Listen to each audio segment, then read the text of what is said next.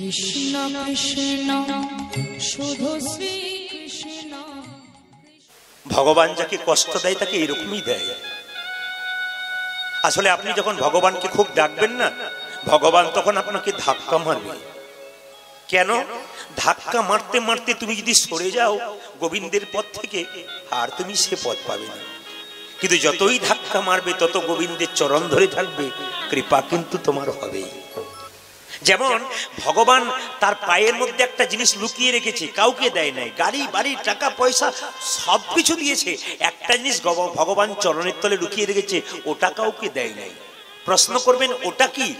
একদিন লক্ষ্মী জিজ্ঞেস করেছিল, স্বামী তোমার চরণের তলে তুমি এমন একটা জিনিস রাখলে, সবাইকে সব দিলে, ওটা দিলে না, ওটা কি?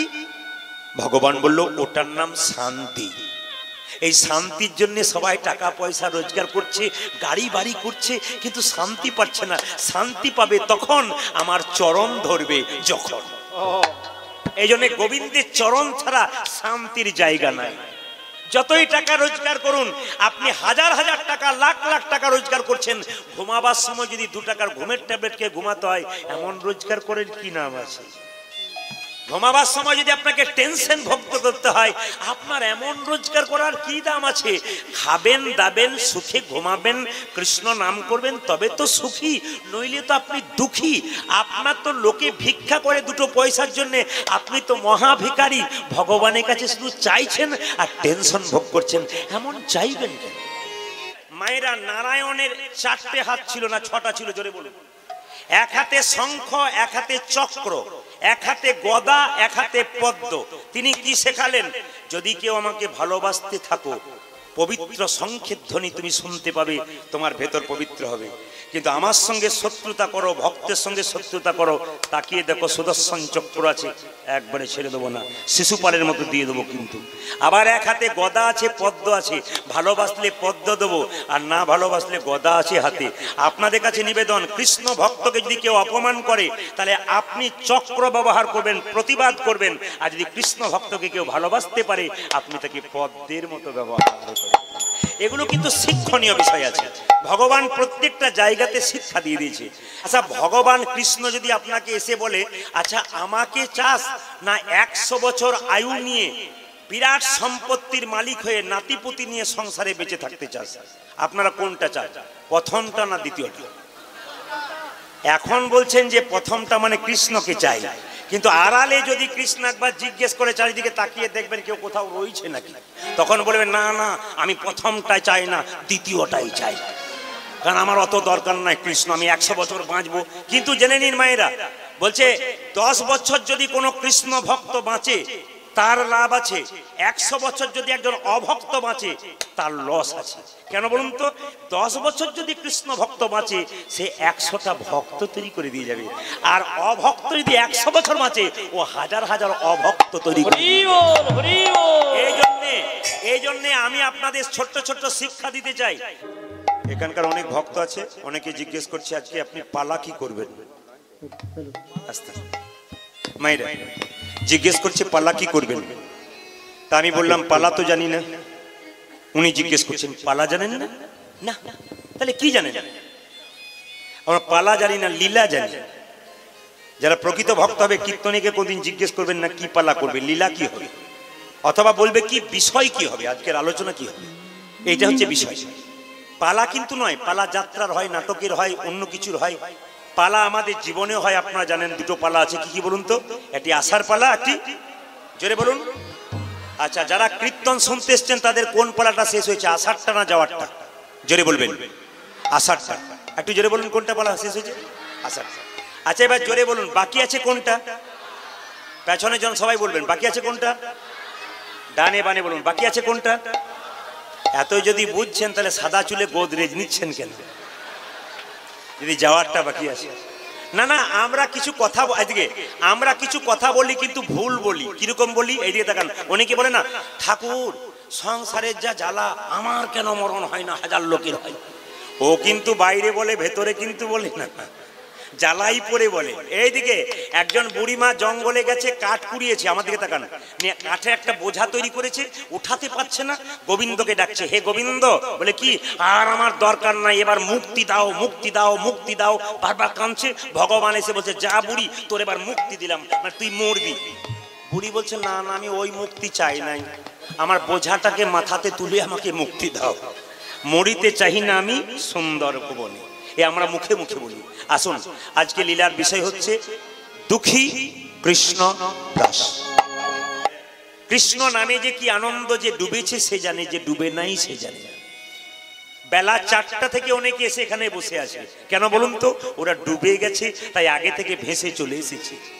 আর যারা ডুবে নাই তারা এখনো এখানে কীর্তন হচ্ছে, বাড়িতে টিভি সিরিয়াল দেখছে, ওরা ডুববেও না, ডুবার চান্স নেই।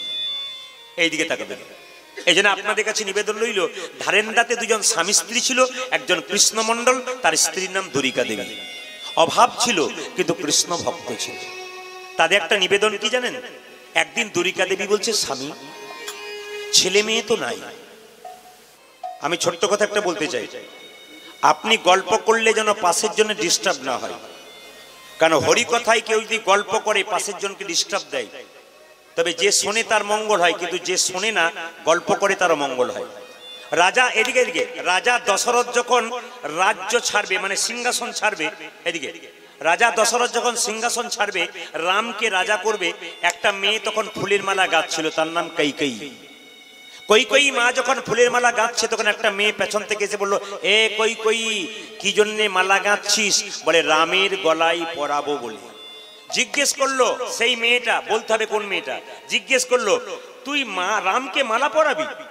রাম হবে রাজা, কৌশল্যা হবে রাজমাতা, তুই হবি ভিখারিনী, দরকার নাই। রাজা দশরথ যুদ্ধ থেকে ফিরেছিল, দুটো বর পাওনা ছিল, একটা বর চেয়ে নে রামচন্দ্রের 14 বছরের বনবাস, আর একটা বরে চেয়ে নে পুত্র ভরতের সিংহাসন লাভ।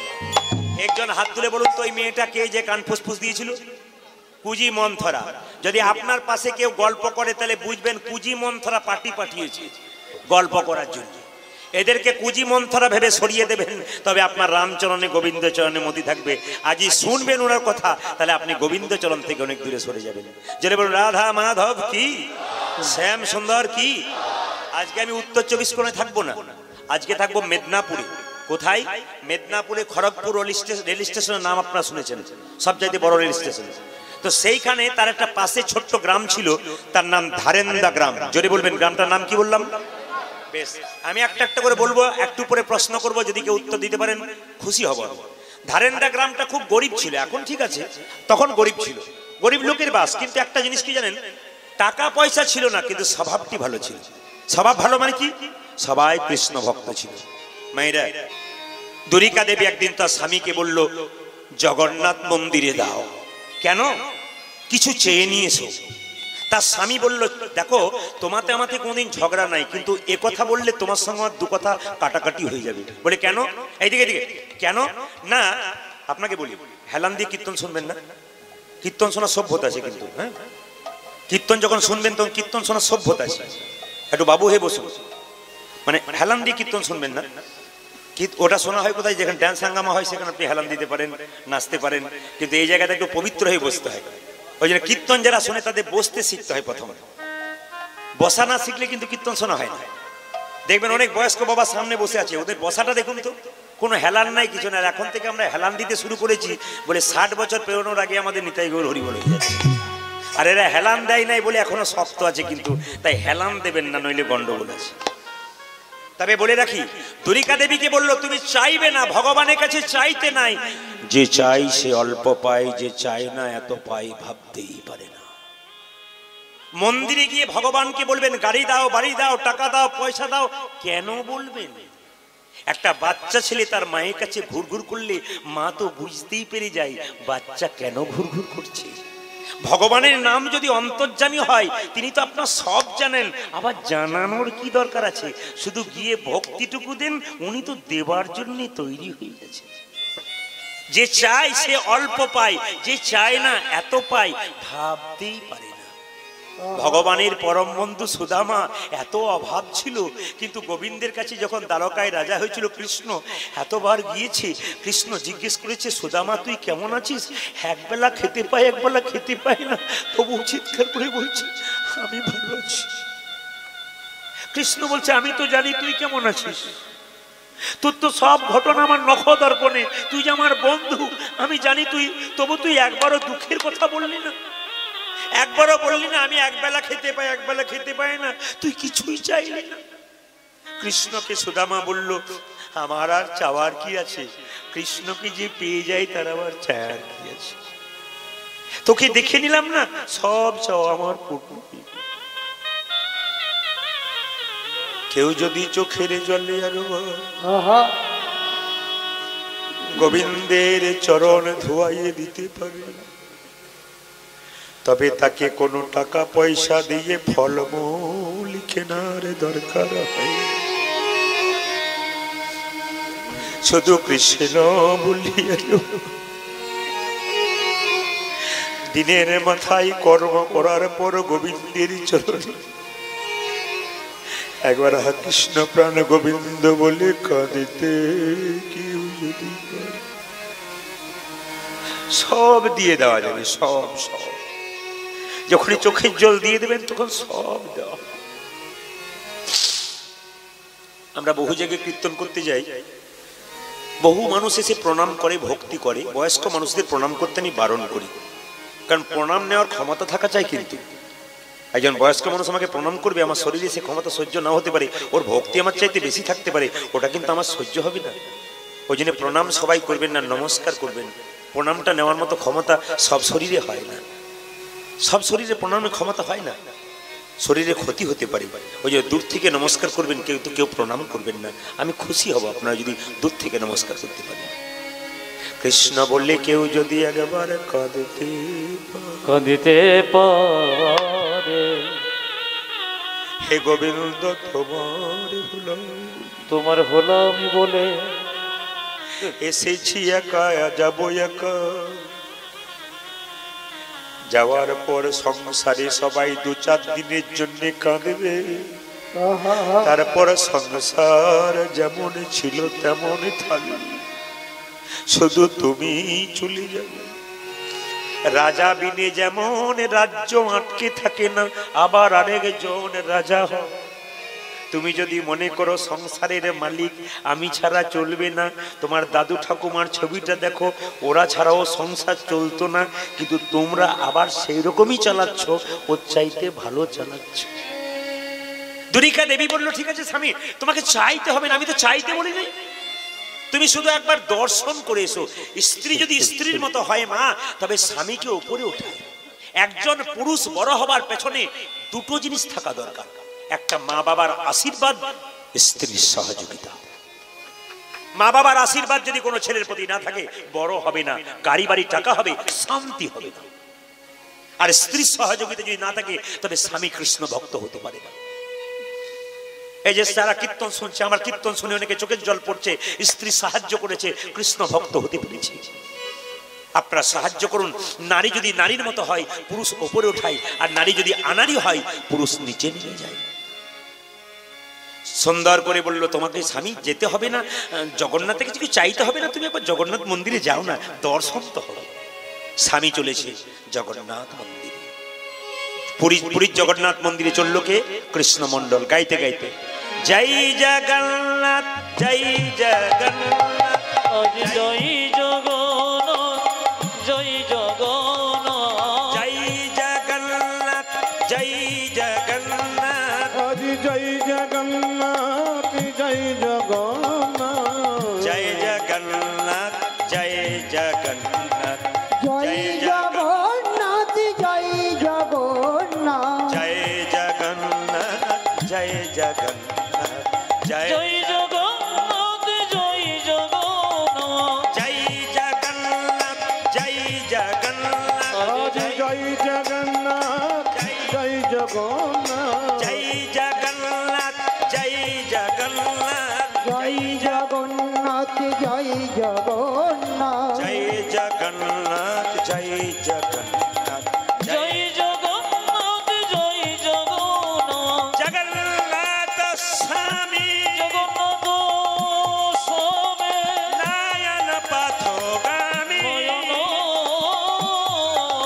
ধামে জগন্নাথ স্বামী জগন্নাথ স্বামী ভবদমে জয় জগন্নাথ জয় জগন্নাথ জয় জগন্নাথ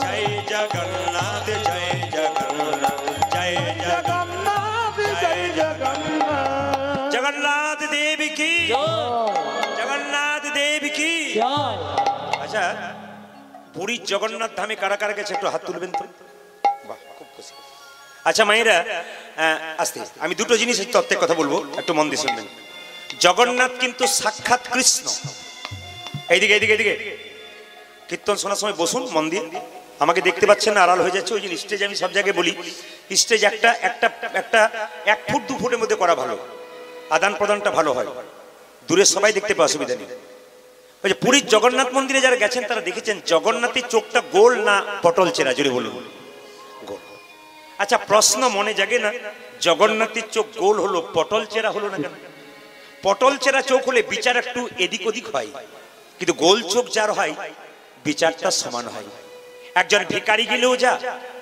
একজন ধনী গেলেও যা একজন শূদ্র গেলেও যা একজন ব্রাহ্মণ গেলেও তা যেই যাবে তার কাছে সমান পাবে এ হচ্ছে জগন্নাথ আচ্ছা মায়েরা জগন্নাথ যে সাক্ষাৎ কৃষ্ণ তার প্রমাণ একটু আপনাদের জানিয়ে দিই মানুষ মারা গেলে তাকে কাঠ দিয়ে পোড়ানো হয় না কয়লা দিয়ে পোড়ানো হয় জোরে বলবেন আপনারা কাঠ দিয়ে আচ্ছা মানুষ মারা যাবার পর তাকে পোড়ানোর সময় তার দেহের সব জায়গায় পুড়ে যায় একটা জায়গায় পড়ে না কোন জায়গাটা খুব সুন্দর কথা বলেছেন নাভিকুণ্ডলটা কৃষ্ণ 125 বছর বয়সে লীলা সম্বরণ করেছিলেন তিনি মরেন নাই ভগবানের মৃত্যু নাই ভগবানের কোনদিন ভগবান মরে না তিনি লীলা সম্বরণ করেন কার হাতে মরেছিল ব্যাধের হাতে যে ব্যাধের হাতে মরেছিল সেই ব্যাধটাকে পূর্বজন্মে কে ছিল বালিপুত্র অঙ্গদ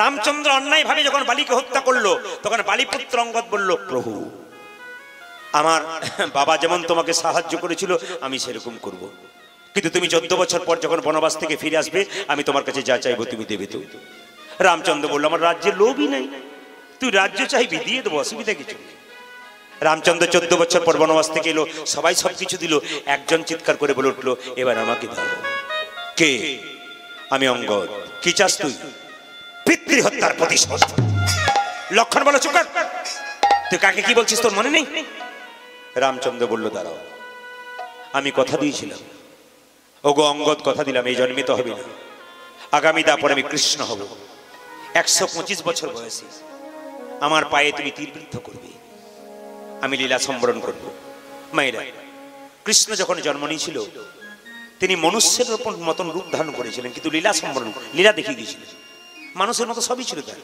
কিন্তু লীলা দেখিয়ে গিয়েছিলেন সে যখন মারা গেল মানে দেহ রাখলো যেটাকে লীলা সম্বরণ বলা হয় মারা গেল বললে অন্যায় হয় লীলা সম্বরণ করলো তাকে পোড়ানো হলো চন্দন কাঠ দিয়ে কিন্তু তার সব জায়গায় পড়লো ওই যে এক জায়গায় পড়লো না নাভিকুণ্ডলটা ওটা কি করলো যেমন আমাদের নাভিকুণ্ডলটা গঙ্গাতে ভাসিয়ে দেয় না নাভি একটু দেয় না ওটা কি আস্থিয়া বিসর্জন হিন্দিতে বলা হয় তো সেই নাভিকুণ্ডলটা যখন দিল একটা সোনার পাত্রে কৃষ্ণের শরীরে ছাই আর গঙ্গা জল দিয়ে সমুদ্রের জলে ভাসিয়ে দিল ভাসতে ভাসতে পুরীর জগন্নাথ পুরীর সমুদ্রে গিয়ে লাগলো ওই ব্রহ্মবস্তুটা আকাশবাণী হলো জগন্নাথ ধামের যারা পণ্ডিতা ছিলেন তখন তো জগন্নাথ আসে নাই তো পণ্ডিতরা যারা ছিলেন তারা বললেন আমরা স্বপ্ন দেখলাম এখানে ভগবানের ব্রহ্মবস্তু মানে ওই যে নাভিকুণ্ডলটা আছে সোনার পাত্রে আনা হলো ওই যে দারু ব্রহ্ম দিয়ে তৈরি হয় কার দেহ জগন্নাথের দেহ ওর মধ্যে ওটাকে অর্পণ করা হয় এবারকে ব্রহ্মবস্তু বলা হয় যখন অর্পণ করা হলো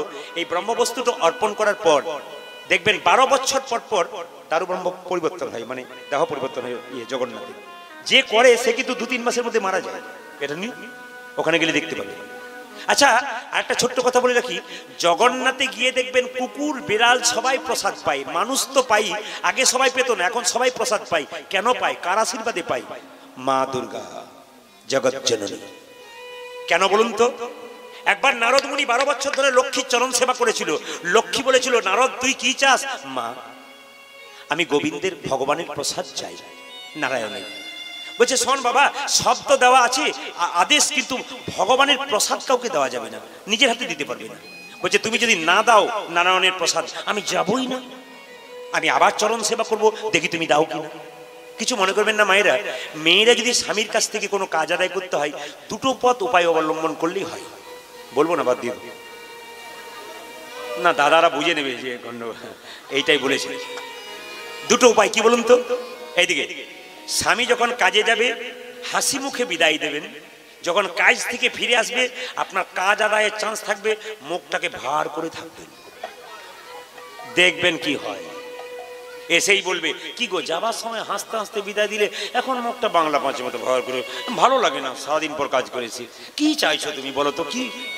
তখন আপনি ফরমাস দিবেন। আর যে ভার করতে পারেন না তিনি কি করবেন? এটা করলে কাজ হয়ে যাবে। কিন্তু এই দুটো পথ কিন্তু আছে মেয়েদের। না না, মাঝে মাঝে টিপস গুলো না দিলে তো বুঝতে পারবে না এরা, না কি বলছেন? তো লক্ষ্য করুন, নারায়ণ যখন এসেছে লক্ষ্মী তো মুখ ভার করতে পারে না, ও কান, কি হয়েছে তোমার? আরে বাবা কাঁদে কেন? আরে কি হয়েছে বলবে তো। নারায়ণকে লক্ষ্মী বলল, একটা জিনিস চাইবো যেটা তোমার দেওয়ার নিয়ম নাই, কিন্তু তোমাকে দিতে হবে। বলে কি জিনিস চাইবে? তোমার প্রসাদ। কাকে দেবে? নারদকে। না, হবে না। বলে কেন? এটা না দিলে আমি, নারদ বলেছে তোমার চরণ সেবা করে যাবো। আচ্ছা ঠিক আছে, তুমি যখন চাইছো আমি কথা দিলাম আমি সেবা করব, আমার যে প্রসাদটা থাকবে নারদকে একটু দিয়ে দেবে। নারায়ণ সেবা করে চলে গেল, ওই প্রসাদটা একটু কে পেলো মা? নারদ পেল। আচ্ছা, মহাপ্রসাদ যদি কেউ একবার পায়, ভগবানের প্রসাদ পাই, তার শরীরে যে কি আনন্দ হয়, একমাত্র যে পেয়েছে সে ছাড়া কেউ। আচ্ছা, বাড়িতে এত তরকারি রান্না করেন, কত মশলা দেন, কত কিছু করেন, কিন্তু যেখানে আপনি মহোৎসব খেতে যান দেখবেন খিচুড়ি তৈরি করেছে, তাতে নুনও বেশি হয়ে গেছে কিংবা জল পড়া হলুদ হয়ে গেছে, ওইটাই পাতা চেটে খান। কেন বলুন তো? ওর মধ্যে একটা আনন্দ আলাদা আছে। দেখে নেবেন পাতা শেষ হয় না, বারবার চান। কেন? ওইটাই তো প্রসাদ ওর মধ্যে। তাহলে ওই প্রসাদে যদি এত আনন্দ হয়, তাহলে ভগবানের প্রসাদে কত আনন্দ হবে মা, সবাই লক্ষ্য করুন।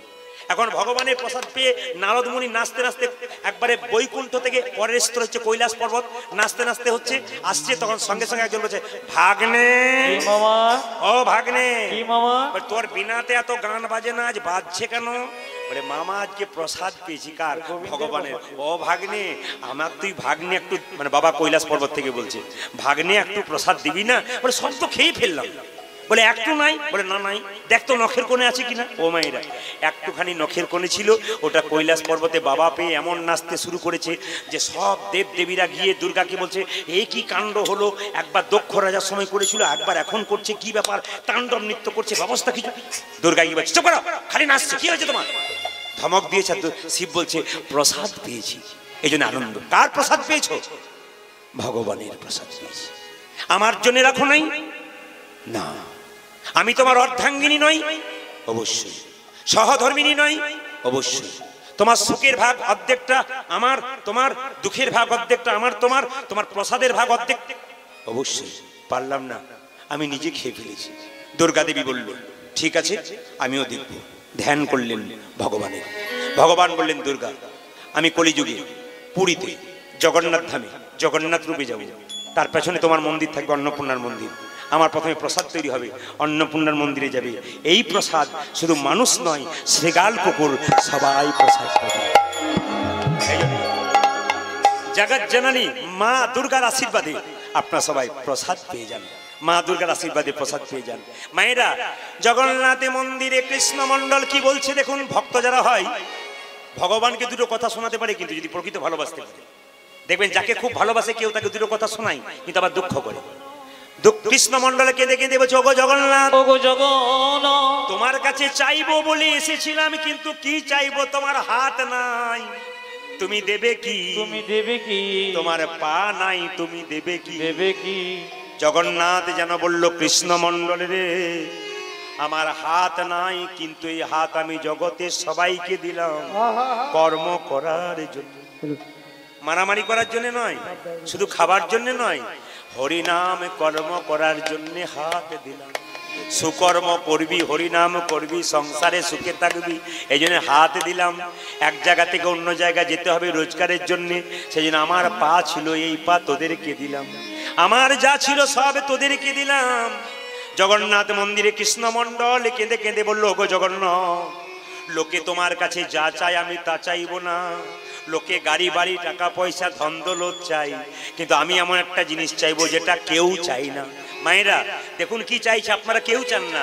জগন্নাথ মন্দিরে কেঁদে কেঁদে বলছে, ওগো জগন্নাথ, যদি দেবে আমায় এই গাড়ি বাড়ি টাকা পয়সা দিতে হবে না, আমায় একটা কৃষ্ণ ভক্ত সন্তান দাও হে। ওগো জগো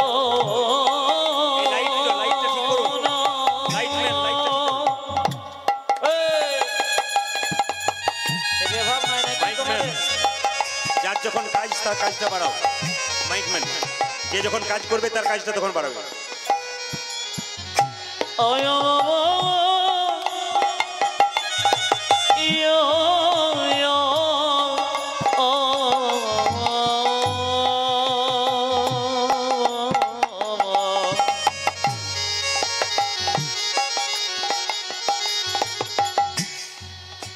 আমায় একটা কৃষ্ণ ভক্ত সন্তান দাও গে, ওগো এই আশীর্বাদ করি তোমায়। কৃষ্ণ ভক্ত সন্তান দাও গো, এই অভিলাষ আমার মনে, কৃষ্ণ ভক্ত সন্তান দাও ও জয় জয় বিলাস আমার মনে, যেন প্রাণ ভরে নাম গাইতে পারি। ও জয় জয় বিলাস আমার মনে, যেন প্রাণ ভরে নাম গাইতে ও পারি, জয় জয় বিলাস আমার মনে, যেন প্রাণ ভরে নাম গাইতে পারি। কৃষ্ণ ভক্ত